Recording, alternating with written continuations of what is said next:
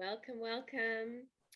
It's great to see you all. My name is Dr.Alexina, and I'm from the Infinite Gathering. And I am hosting a wonderful webinar with beautiful Dr. Ashley Maltz. And Yeah, you are. Okay. I want to take an opportunity to say hello to Dr. Ashley. So welcome, Dr. Ashley. Hi, how are y'all?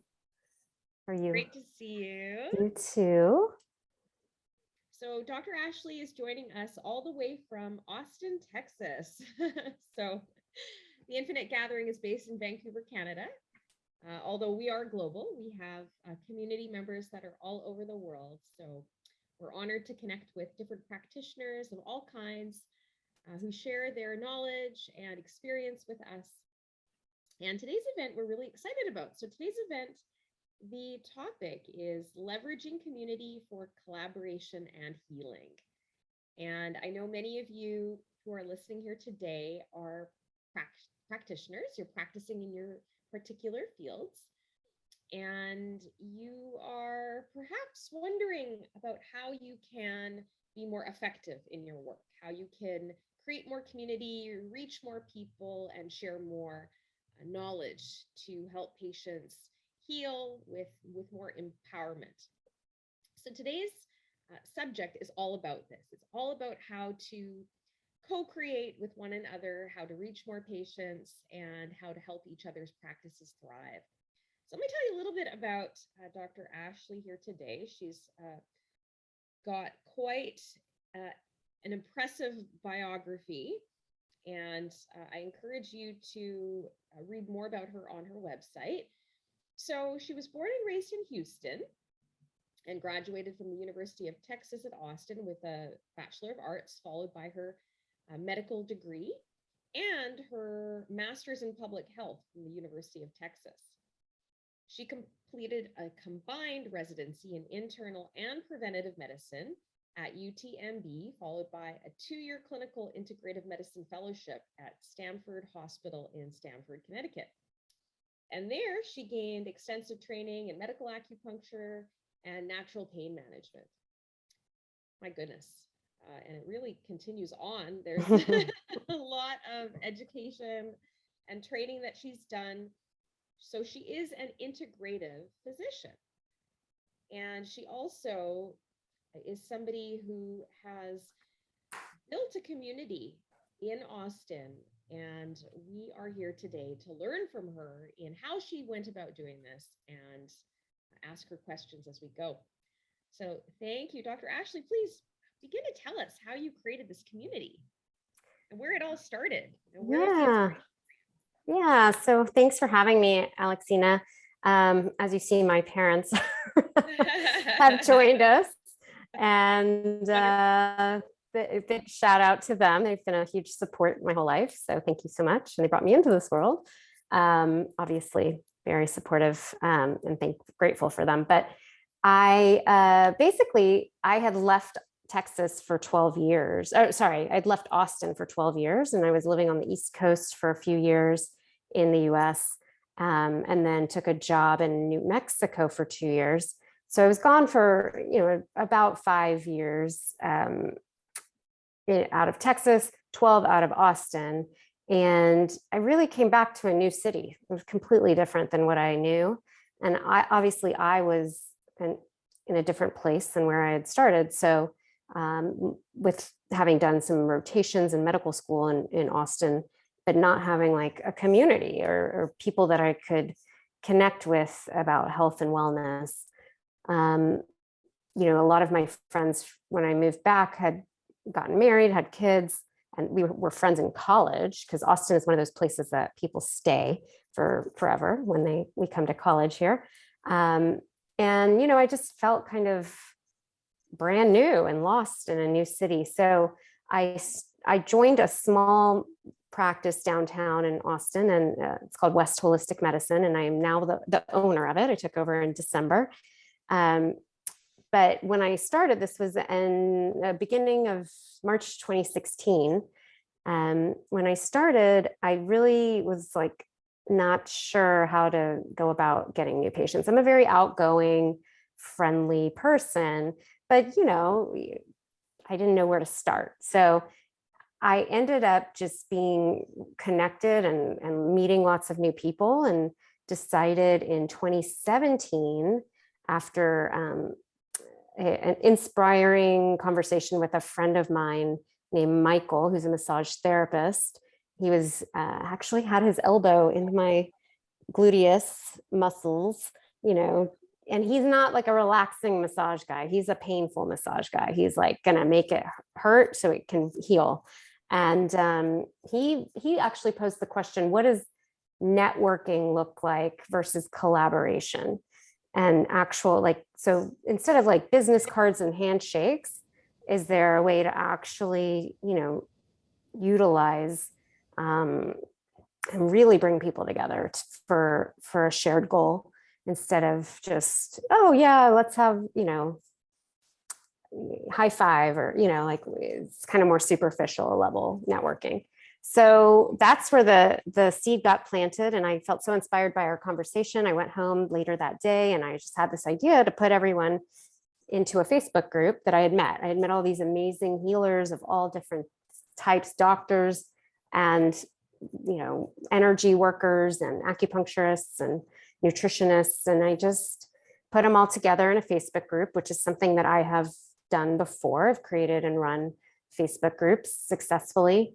And it went from about 80 people in one day to like 400, 800, 1,000, 15. Now it's at 2.2 thousand, 2,200 people. And that was in 2017. So it organically kind of took on a life of its own. And we used to have monthly meetups, because after you start meeting people, you're like, oh, you connect with them online, you really want to connect in person. So I decided, okay, I'll host monthly meetups, which we did. And there's my Lexi behind me, the administrator of everything. And that's where it is. Wow. So that was back in 2017 when you started. So you were meeting regularly then? Was that how it all went? Yeah, I mean, I remember our first meetup where it was a potluck. We all decided we'd bring something. It was someone donated their space, so we could go there and see, in a way, you're networking and you're offering space, and so it's like a extra, I don't know, it just feels really good. Yeah. And from there, we wanted to meet pretty regularly, so that's what happened. And up until the pandemic, we were meeting. I actually turned it into a membership in 2018, where we have a online directory and for members, and we have monthly events where if you're a member, you get in for free, and versus a $20 donation or something, and lots of other perks. But the last meetup we had was probably February 2020, and it was in March. We were scheduled to have our next really amazing meetup at an awesome venue that brings art and nature together, and healing. And we were going to have this amazing caterer, plant-based caterer, and a qigong session and drumming and all these really fun and exciting things. And all these people were coming and signed up, and at the last minute we had to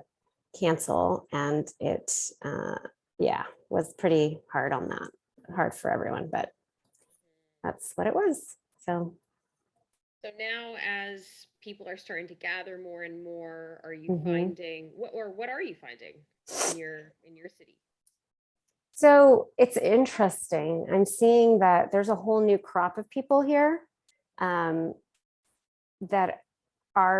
some people are hosting small little groups. And I did end up having an event in March in collaboration with a blockchain based barter type health and wellness platform. I'm blanking on the name, but they are kind of, getting their feet on the ground here, and they wanted to collaborate and partner. So I was like, great, I have a whole community that we can bring together. You can buy us dinner. And so we did, and it was wonderful. It was wonderful to be around people again and hug all the people that the old faces that I hadn't seen so long in 2 years. And so people are definitely gathering, but it's a little less structured from what I had. And I'm seeing friends more. So I've had to shift my focus to mostly my practice for the last 6 months, because that's, I'm now the owner, so I'm doing all the business stuff, and there's only so much I can do in a day. But go ahead. Yes, I was just going to say that it's an interesting point that you bring up as practitioners, because there is the working in the practice, and then there is all the other things that happen that, of course, nobody sees, that allows you to work in the practice. So maybe you can share a little bit about that journey for you as a practitioner. Yeah, it's been a steep learning curve. I was always an independent contractor before, and I did have some part-time work elsewhere that gave me benefits previously, but that, over about a year and a half ago, I became full-time. I'm sorry, it's almost 2 years, full-time in my practice, and then ended up taking over as the owner just in December. It's been a long, it's been an interesting journey. I didn't know a lot of things, that you don't know what you don't know. And here we are, and I've survived. Things are definitely coming together more and being more smooth and streamlined, but it takes a lot of work. So the collaborative also was meant to serve as a hub for where can I find self-employment insurance? Because in the US, we don't have national coverage, health coverage. So where can a small business get affordable health insurance? Where can I get a template that, informed consent templates, that I don't have to reinvent the wheel? Just who's doing your website management, your marketing? So it's a shared hub, and there are people all the time asking. It's not just for referrals, but it's also for group learning and resource sharing. And every day there are at least 4 or 5 posts that, on various topics for people. And it's a pretty amazing community of humans. And what would you recommend, for, let's say we've got some practitioners listening who are just starting out, and maybe very similar to you, they're in a new city, where we live here in Vancouver, there's a lot of people who come to move here and start their life. So what would you recommend as a good starting point for building community? Yeah.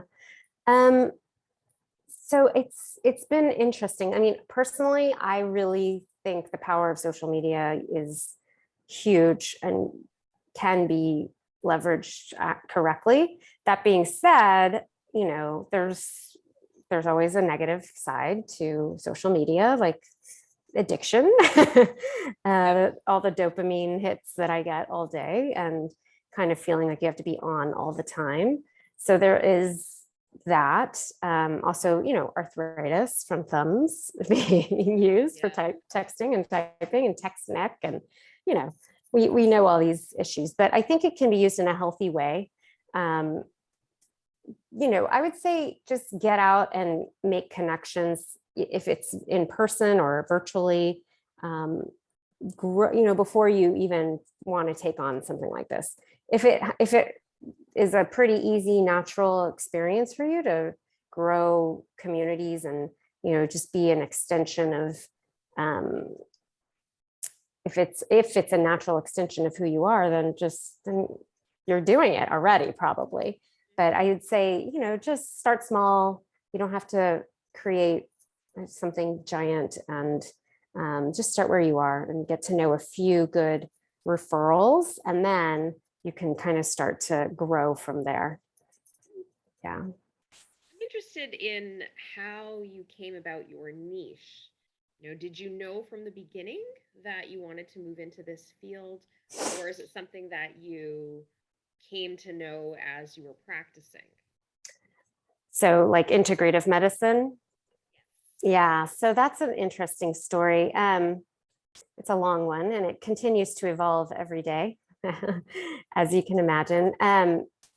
I I've always been interested in humans and the psychology of humans and why we do what we do, and behavioral health kind of thing. I grew up in a pretty health-oriented family. My dad, who's behind the curtain of Wayne, he's an eye doctor. My aunt was a nurse. She's retired. Cousin, I have a occupational therapist and cousin, and a social worker in the health, in the hospitals, cousin. So we would get together and talk shop. We just and health has always been, we're all a bit neurotic about our health. So it kind of came naturally in that way, like the health orientation. And then when I got into studies and school and university, I really just wanted to work on like learning more about people and the human nature. And so I was a psych major, and it kind of evolved from there. I always knew I wanted to practice differently.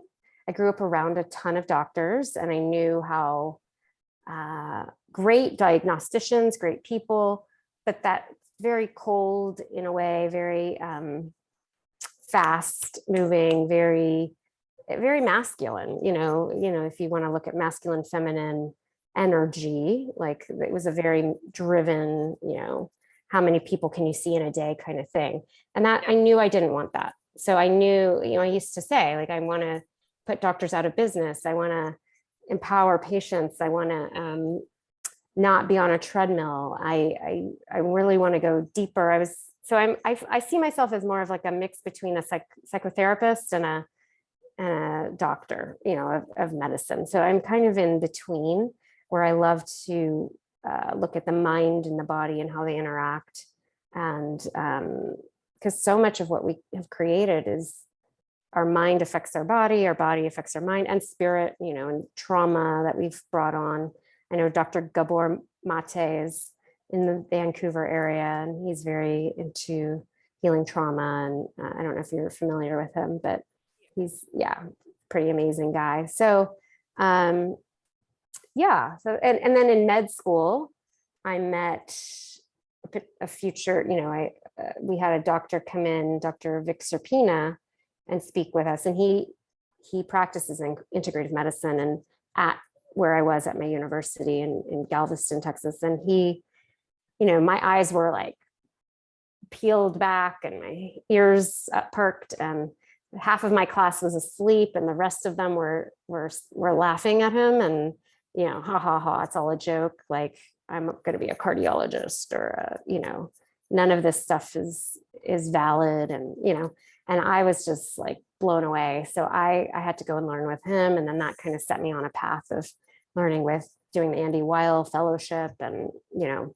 doing an actual fellowship in integrative medicine in Connecticut. And the rest is history. Wonderful. So you're part of the trailblazers, I see, that are really forging the new way forward in healthcare. And I think that a lot more people are asking for more of an integrative approach. People want time with their doctors. They want their doctors to teach them more, educate them, and not just kind of spend 5 minutes and quickly move through whatever's on the surface of whatever's going on. And we know that just continues to perpetuate the underlying chronic illnesses that are manifesting in different symptoms that people fixate on. So right. I'm wondering how you navigate that conversation with other doctors maybe who don't understand integrative medicine, or have, I mean, really don't have any knowledge about it, and yet Yeah. may judge it. You know, how do you Mhm. address that? I'm sure you Yeah. come across that on a regular basis. I know that many of us have. Yeah. So I will say that has become much fewer and far between in the last few years. I rarely come up against a doc who doesn't at least acknowledge the value of nutrition and lifestyle and stress management, like exercise. So I feel like there's a lot of people waking up to, oh, wait, we are not getting to the root issues, and we're just kind of band-aiding things. But it has been a interesting progression of people, yeah, doubting and not buying in so easily. They want to see a hardcore evidence, like, randomized double-blind controlled trials, and that are huge. And that's just, it's not possible because these things are so personalized. But I think more and more docs are actually wanting to practice in a more holistic way, even if that just means spending more time with people. They don't want to be on a treadmill. They find that it's not conducive to their own health and the reasons that they went into medicine. So I really, and I live in somewhat of a health bubble here in Austin. I mean, people are extremely educated about health. I mean, there's people of all kinds, but a big chunk of people, we have paleo restaurants, we have vegan restaurants, we've got that, are busy, right? So this is not like, I was on the coast last week on vacation down in South Texas, and we couldn't find healthy food. Like, it's not a food desert, we'll say. So this is the beginning, the Whole Foods is headquartered here. It started here. So it's a very, we're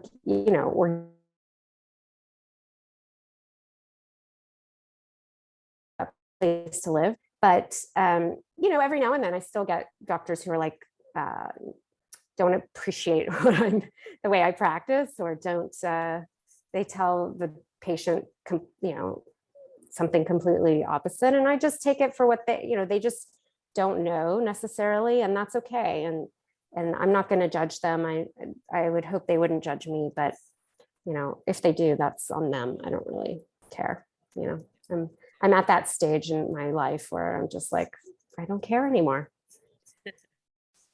Yeah. Well, like you said, just I think just to add to that, sorry, the proof is in the pudding. Like, if someone's getting better, how can you doubt that? How can you say it didn't work, or whatever we're practicing? So, and I'm not going to say that the way I practice is for everyone. Some people need surgery. Some people need, very intensive drugs. Don't come to me if you have cancer. I will not, other than offering symptomatic, suggestions for your side effects. I'm not going to claim to cure you at all. That's not my goal. My goal is to improve quality of life, kind of thing. So it just depends what the goals are. Yeah. What are some of your referral partners? What are some ones that you've worked with that have worked well for you? Well, I have a full-time acupuncturist in my practice, Jameson, and he's wonderful. So we see, send a lot of patients back and forth, and more so a lot of patients that come in to see me go for treatment with him as well. We have a craniosacral therapist as well, Marianne Reynolds, and more aromatherapy stress and anxiety coach, Haley Gibson. So, they're my immediate people that I refer to, and literally next door in the next room. But I work with tons of therapists and psychiatrists, and other acupuncturists. We do have, so naturopaths are not licensed in Texas, but there are some practicing as coaches or, consultants. So we do, sometimes I'll send to them, or vice versa.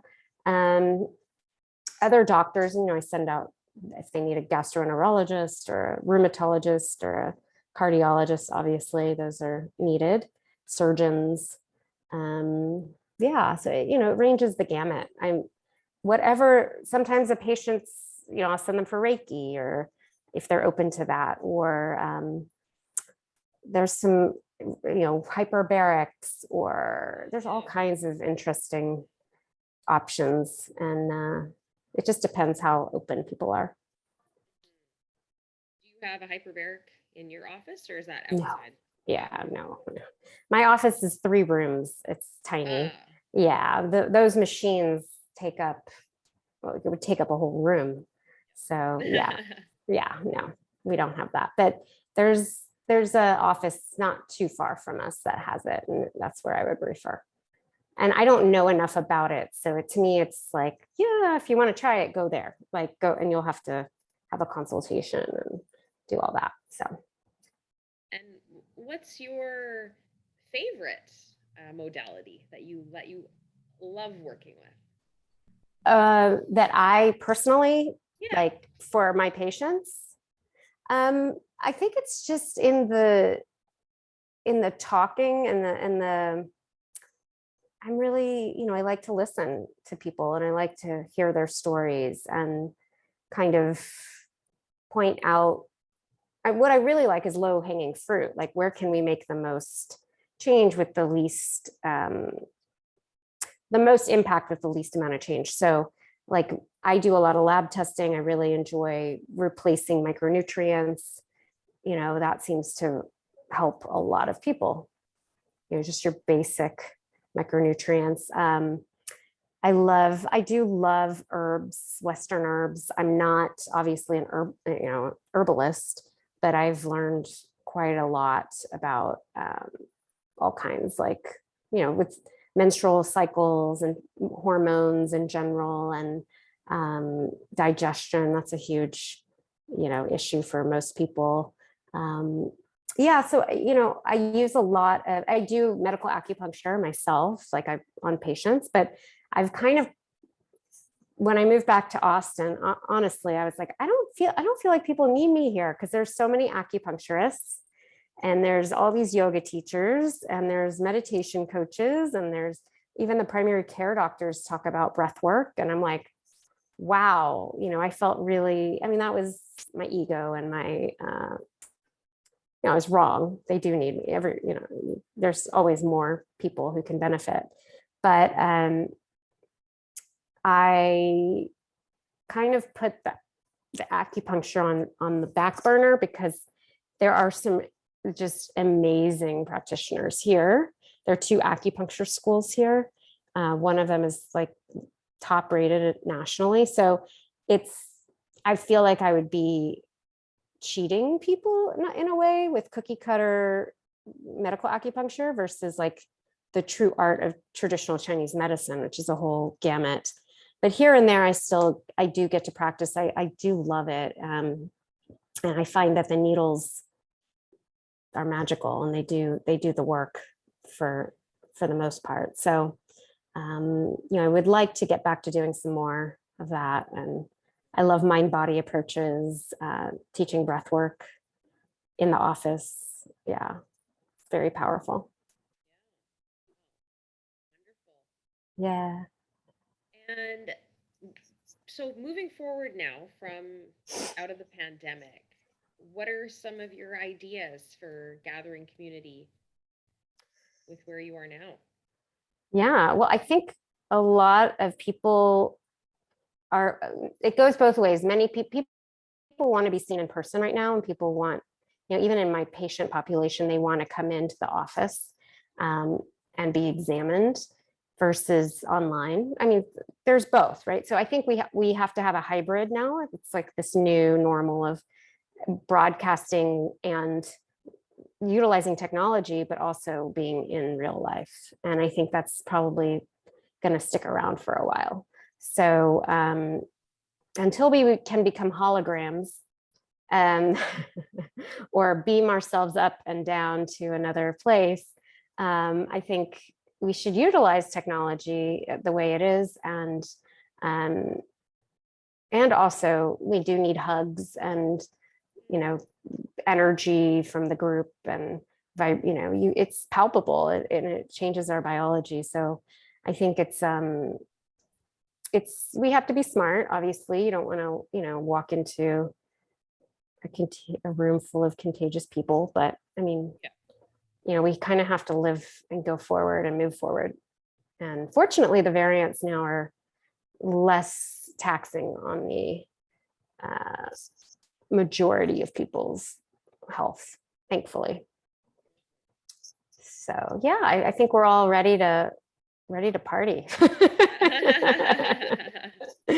Party and travel. It seems like a lot of people started that again. Yes, traveling. Although I will say a lot of my patients who've been traveling and friends and family have come back and they've had COVID. So, but I mean, again, it's okay.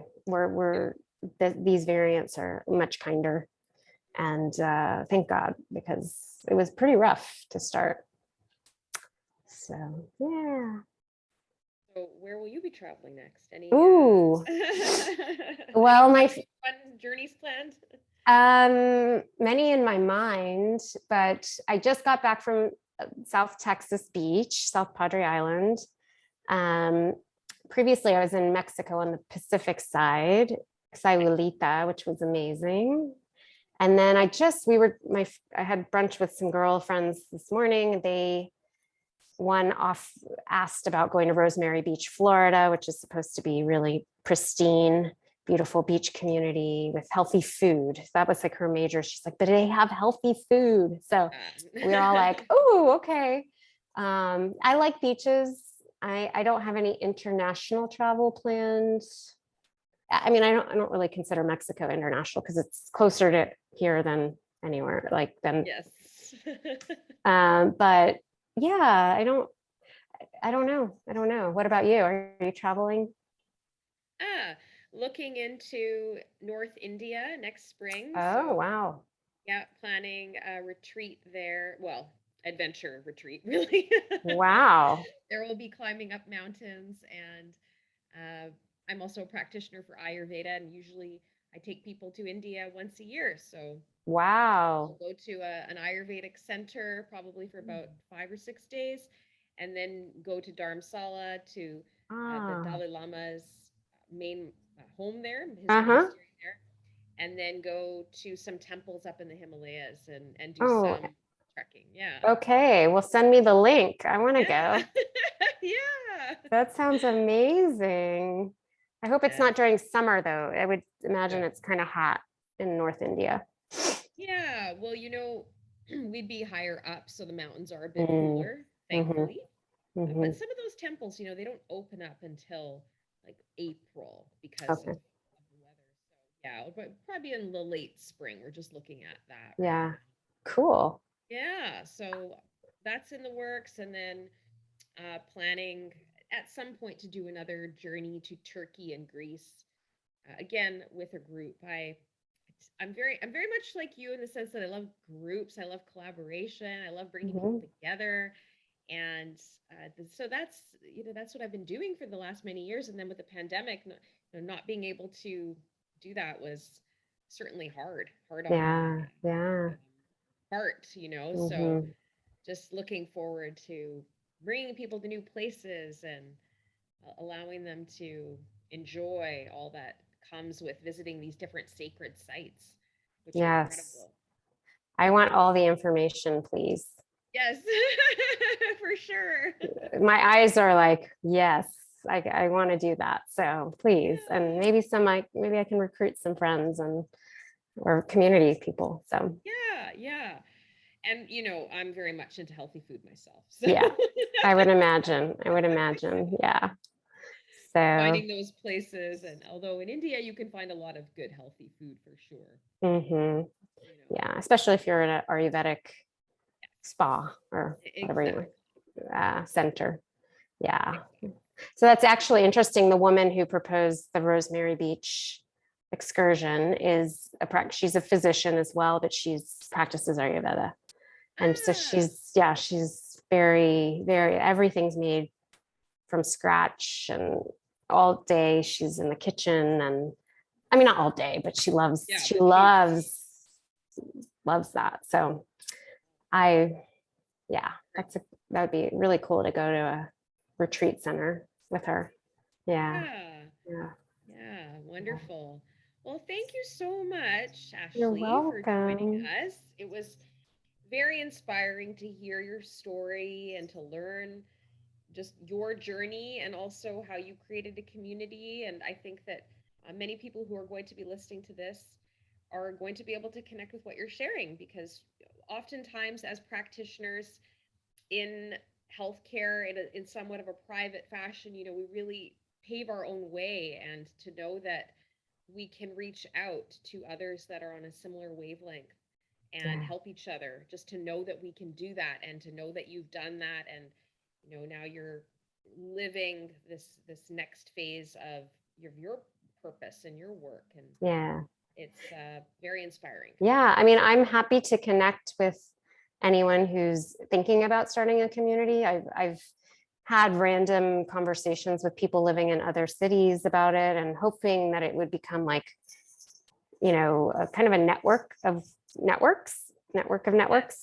But it does take a lot of boots on the ground. It takes like, you have to live there to know who's gonna, how to recruit people and engage them. And I couldn't be in 5 different places at once.